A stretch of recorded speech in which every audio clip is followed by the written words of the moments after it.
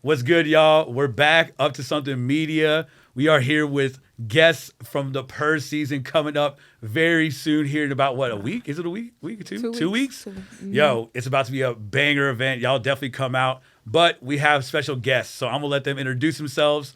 Who we got here to my left? Hello, my name is Honie Daii. I'm a recording R&B artist out here in Dallas. Okay, and then to my right. I'm Honey Gold, y'all. Jeez. Okay. That's hilarious. Yeah, we got two honey. honeys. You know, the honeys. This is the honey episode. That's what we're gonna call it. You know, so I'm glad you guys are here. It's the first time we've met. That's really cool. You know, so like I want to like go through the origins of how you got y'all's names. You know, I was like really interested because I'm like, okay, I got Team Honey, so I want to know where y'all got it from. So Honey Daii, we're gonna start with you. So how'd you get your name? So, first off, I started to figure out my artist name once my students started finding out who I was. So I was like, I don't really like this. So I decided I wanted to find a name for myself, and I'm really obsessed with this one stone called citrine. Okay. And so it's the same color as honey.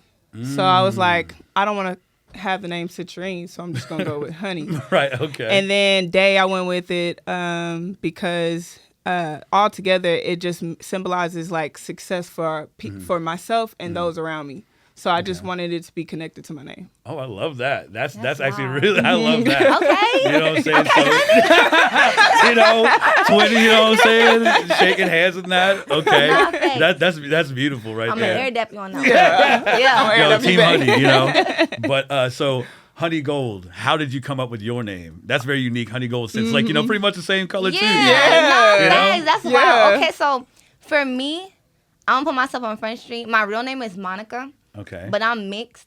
Okay. So my family calls me Monica. Monica. Okay, what do you mix with? Hispanic. Hispanic. Okay, like are you like Mexican, Dominican, Puerto Rican? Mexican. Mexican. Okay, okay. So I mean, of course, in Spanish it's Monica. So Monica, for short, they call me Moni. Okay. So that's what I was called all through high school. Okay. So whenever I decided to go to college, I didn't want nobody calling me that because I felt like it was too personal. Yeah. Okay. So that's why I kind of just dropped the M because it's spelled Monie. Right. So I dropped the M and I put the H there. Right. Because, I mean, mine's not that deep, but I dyed my hair. I dyed my hair and it was honey blonde. Okay. So that's kind of where I got honey from. I was like, okay, cool, it makes sense. I don't want nobody Okay. calling me Morning, so I feel like honey just was better. Hey. And then as far as gold is concerned, Yeah. I always felt like I was a winner at everything, and I don't like to lose. Okay. So when I hear gold, I mean, that's first place. Hey, hey, I love. That's why I love hearing like where people got their names from, like because like me, like I don't really. I mean, I have a lot of nicknames or whatever, but I'm not gonna say. But I skipped out on that. You gotta tell us one. Okay, should I run it? Okay, so like back in like college, I used to have like Ciroc on me on deck always, right? Yeah. So I'd be Ciroc Obama. Ciroc Obama. Yeah, Obama. Ciroc Obama. So like in my intros, I always be saying that. You Where know? the rock at? Yeah, hey, you know what I'm saying? But that was like college days, you know what I'm saying? But you know, now we moved to tequila. You know, vodka was crazy. But yeah, so you know, beautiful origin stories. I just want to say that first and foremost. But so let's now get more into y'all's origin stories. So like, how did you guys start out? Like, what made you guys want to become the artist you are today? So I'm gonna start with Honey Gold. Okay.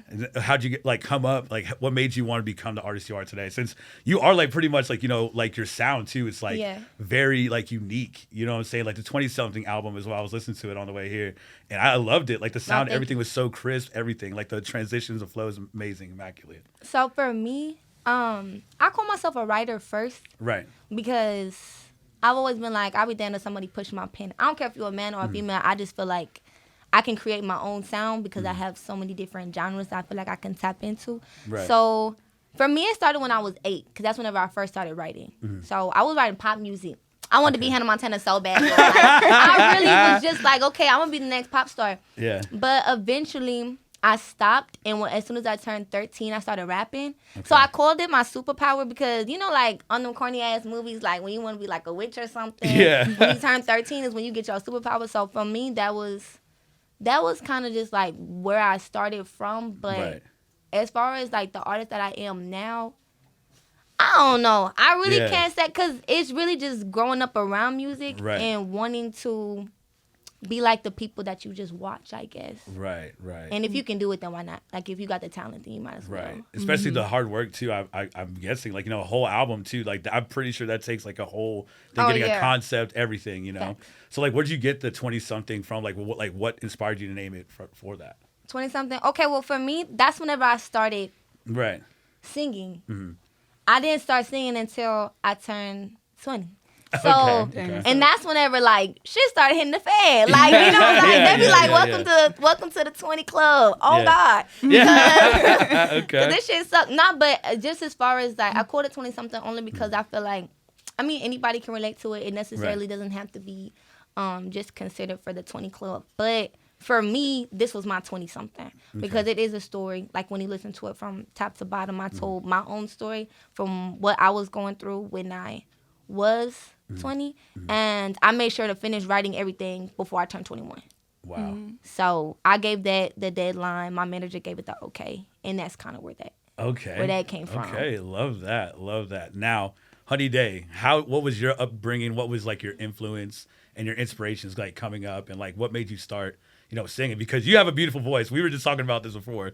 I've seen her live with Mai Piata and Muriel, and I was like, oh my God, who is this? You know what I mean? And you killed it. It was amazing. But like, how did you, like, start singing young, or? Yes. So, to be quite honest with you, I don't even remember what age I started singing, because there's videos that my cousins from out of town will send me from when I was a kid, and I don't even remember doing it. Really? So, but yeah, I've been singing since I was real little.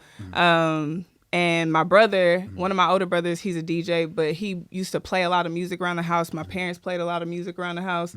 I was obsessed with watching 106 and Park and anything that was on BET. Just like, I would sit in front of the TV and just stare and watch videos over and over again, behind the scenes, all kinds of stuff. So that kind of sparked a little bit of it for me. And then throughout, I've been writing since I was a kid too. So I have, like, old diaries that I can go back into and find old lyrics that I wrote when I was a kid. Oh, wow.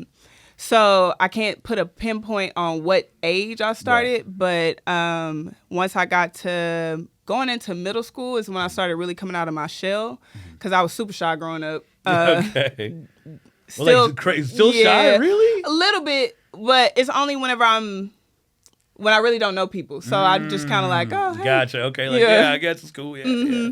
I got so middle school, I started coming out of my shell. One of my friends was like, if you don't start using your voice, you're going to lose it. And I was like, hold on. Like, I don't want to lose that. Don't speak that on me. Yeah. So after that point, I started singing a little bit more. And then I went to high school, started playing, started singing there. And then we would have talent shows. Okay. We had this janitor. Shout out to the janitor. But shout out you. He was a choreographer. Oh, shit. Yeah, and so he just found us, like, a group of us that was interested in the arts, and he was like, I'm going to put a talent show together, and I'm going to teach y'all some dance routines, and y'all go perform. So that was, like, really my first little touch of performance. Okay. So I was like, oh, okay, I like this. Dang. So, and then you got out your show, like, I rock this. Yeah. And then from there, I went to school for theater. I'll just try to dive all the way into it so I can have a picture of exactly what it is that I want my artistry to look like. Okay, that's like amazing. Girl, I was just about to ask you a question. Like, can I ask you? No, this is a group. Yeah, this is a group panel. What's up? Okay, but you kind of already answered it for me. I was gonna ask you if you had stage fright because you said you were shy. Yeah. So the funny thing is, I always get nervous before a performance. Always. Yeah. But as soon as I get up, like a little bit, like where my leg is a little shaky, I'll be like, yeah. But as soon as I get up there and I open my mouth, it goes away. Yeah. Like it's like completely there's no goes going away. back. It's from not. What it's like, yo, it's here. The show goes on. Yeah, that's how my mind goes. What about you?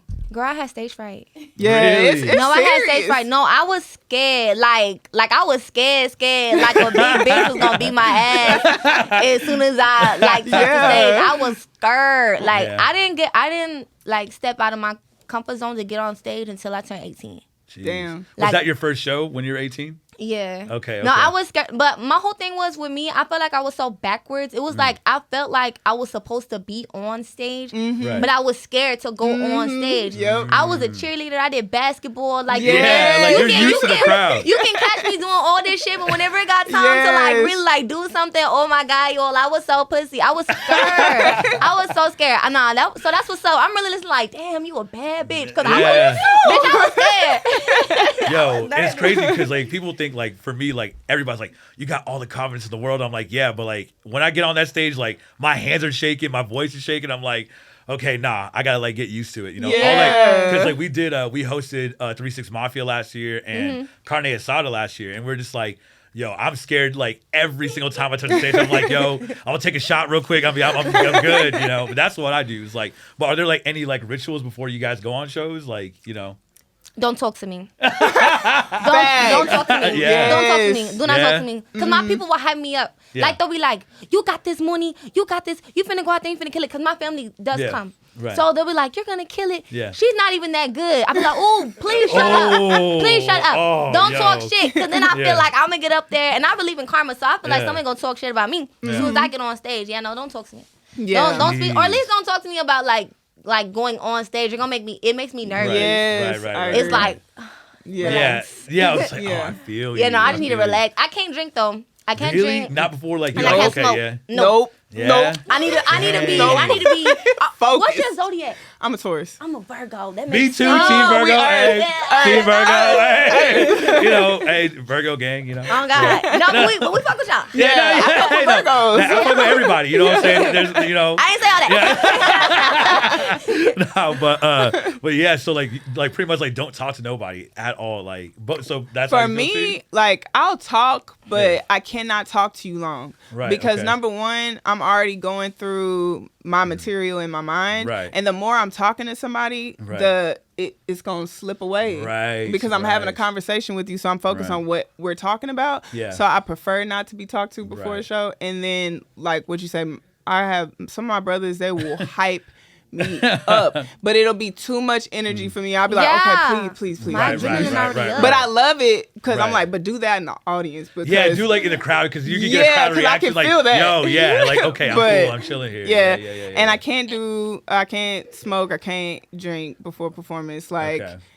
Yeah, it's like it'll take too much out of you. Like you lose your focus. I feel. I fool around, get confused. I ain't say all that. I can't. Afterwards, I'm not losing my focus.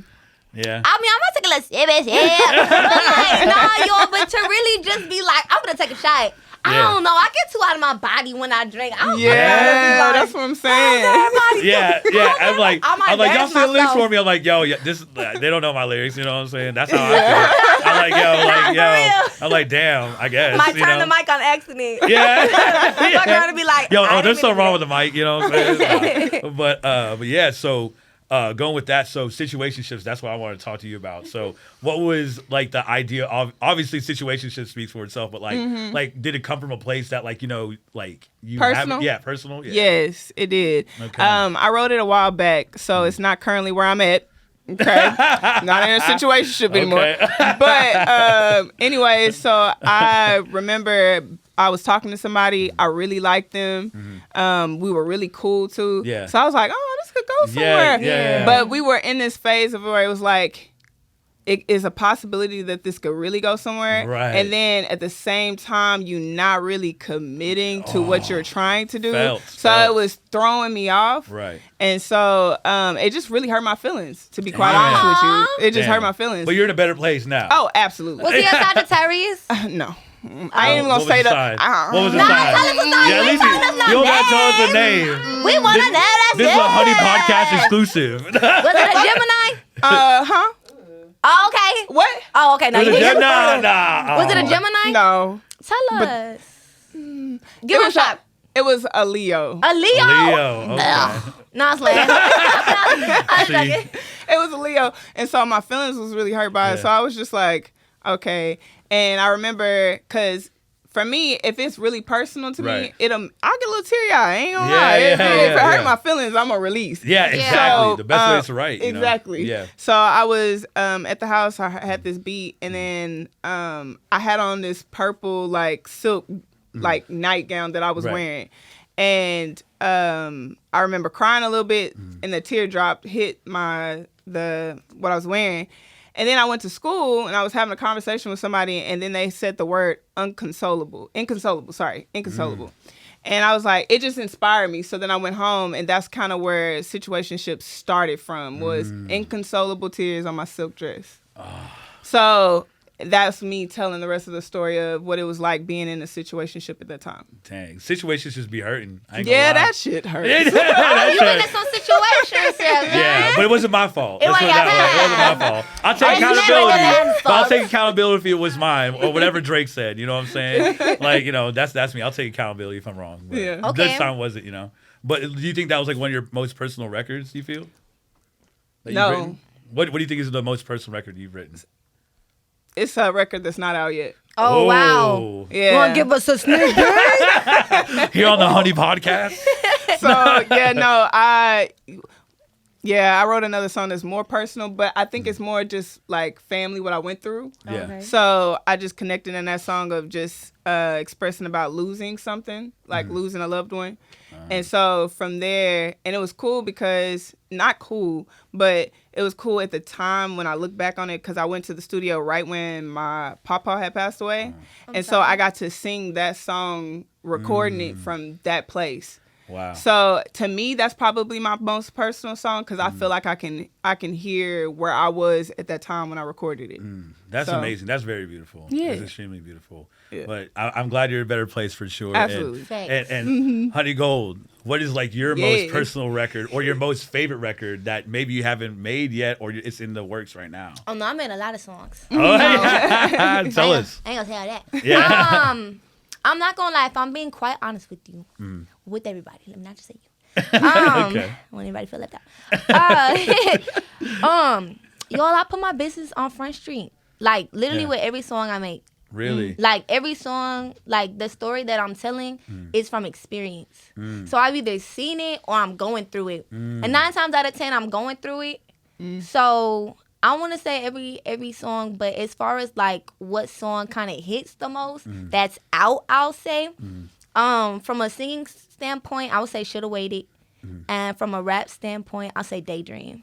Okay. It was... Should Have Waited is a vibe too. Oh, yeah, I listen yeah. to that on the playlist. Yeah. Yeah, Shoulda Waited. It gets everybody in their little feels. Gets everybody in their little feels. I was most definitely in my feelings. I screamed at my abuela that day. I was like, shut up. Because I was recording at home. Oh, wow. Okay. And my people were over. And I was like, ooh, everybody shut up. Like you just Yeah. like you need to get this out of your system. Yeah, like, y'all, why y'all talking right now? I'm trying to record. Yeah. That's so rude. But she had my back, though. She told everybody to be quiet. Okay. Hey, shout out. So her, what shout out her. inspired both of those for you? Shoulda Waited is like, it's not necessarily like a breakup song, but like you said, my feelings was hurt. Was it a situationship too? Hell no, it was no situationship. That was a relationship. Okay? Oh. We in a relationship. Oh, okay. And you just hurt my yikes. feelings. Oh, you just hurt my Yeah. feelings. Bitch, you don't, boy, oh, you got me fucked up and put my hands on you. That was like, I don't condone violence. You can't see my eyes. But Yeah. Hey, you know.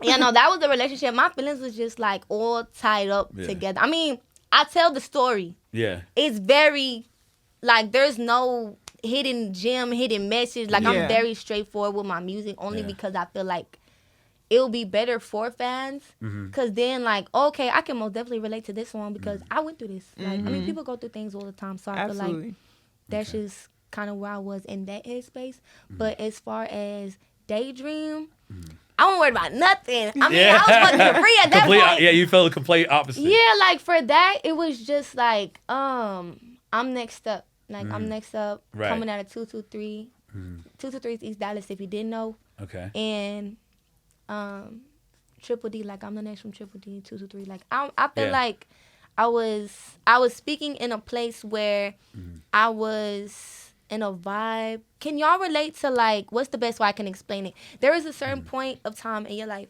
Not right now. I mean, even if life is cool right now, don't think about it right now. Right. Okay. But in your teenage years, your college years, whatever it may have been, Right. where it was like, I was in this headspace and I didn't even know I'm never going to get this back.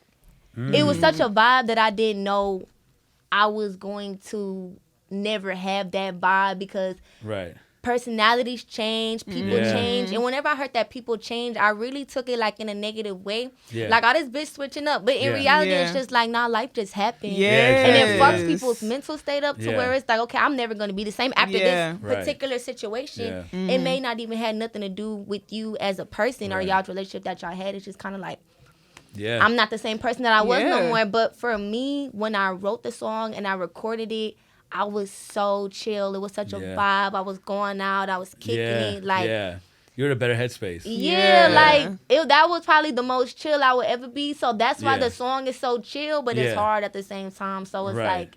It was like, yo, you're coming from healing. Yeah, like I'm from 223. I'm from Dallas, Texas. Like, I'm ready to get shit popping. I was ready. That's kind of like what that song was. It was like, oh yeah, like I'm chilling with the homies, we kicking back, like we're chilling. But like listening to it, it takes me back to that place though. That's good. Like it feels like, okay, I'm chilling back in East Dallas again. That's dope. That's dope. So before we wrap things up, are there any like future projects? Well, first and foremost, are you guys excited for Purr season, the 5th anniversary? So, like, are there gonna be any unreleased songs y'all gonna be performing that day? You know, y'all gonna give us a little exclusive? Could the audience know? You know what? I think the best answer to that is that you just should come so you can find out. Oh, that's That's a great answer. Damn, I was finna snitch too. I'm finna be out here. Yes. She was like, yo, I'm performing 3 songs. But yeah. So any like future. Told us that we weren't performing. But like, so are there like any future projects coming up? Any like more like albums, like, within the next couple years or like couple months? Like, what about you? Starting with you. Yes. Yeah. So I do have 2 EPs that'll come out this year. So one should come out towards the summertime, and then one at the end of the year. Okay. Do you have like names for it yet or no? Yeah, I do. Okay, so that's gonna be, if you follow her on Instagram and all socials, you'll know. But what about you, Honey Gold? Anything? Okay, so I have singles. Okay. I do have an upcoming album, but I'm sitting on so much music. Right. That's hard. Yeah. To pick like, what I'm really about to do. So you really, I mean, I guess, you'll have to stay tuned. Stay tapped in, because I don't fucking know. Yeah. If I sing, hey, I'll sing like a canary. No, I don't know. Whatever my manager says. Yeah, shout out to your manager. Not facts. Yeah, shout out. But it was awesome. This is the Honey Podcast, by the way. It's no longer Up to Sunday Podcast, but this is the Honey Podcast. Yeah. So make sure y'all catch them, 5th anniversary Purr season. Here, it's going to be dope. Honey Day, Honey Gold. We out here in peace.